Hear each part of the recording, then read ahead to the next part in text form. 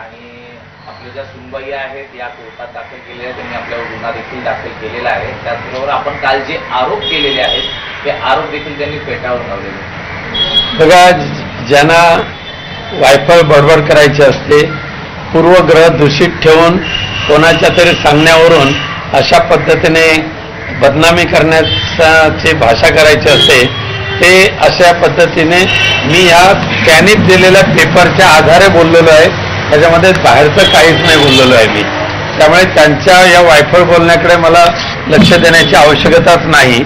त्यांची स्वतःची जी तक्रार आहे त्या तक्रारीमध्ये त्यांनी लिहिलेलं आहे की ह्या प्रत्येक वेळेला मला भीती वाटत असल्यामुळे मी नेहमी माझे आई वडिलांना सोबत घेऊन ठेवत होते।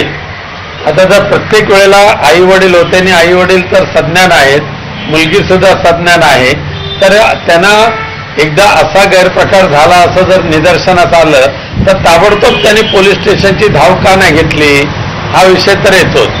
दुसरं म्हणजे इथे त्यांनी स्पष्ट लिहिलेलं आहे त्यात त्यांच्या तक्रारीमध्ये, मी 29 डिसेंबर 2023 रोजी स्वतःहून माहेरी गेलेली आहे।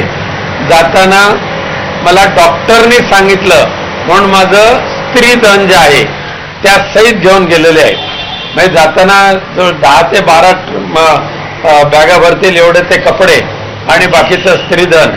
आता स्त्रीधन सुद्धा नेमकं किती गेलेलं आहे, किती नेलं आहे, हे हिंमत असेल तर तुम्ही जाहीर करा।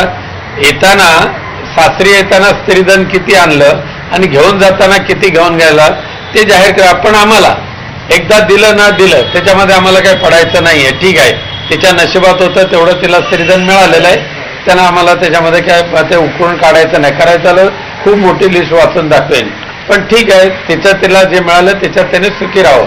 पण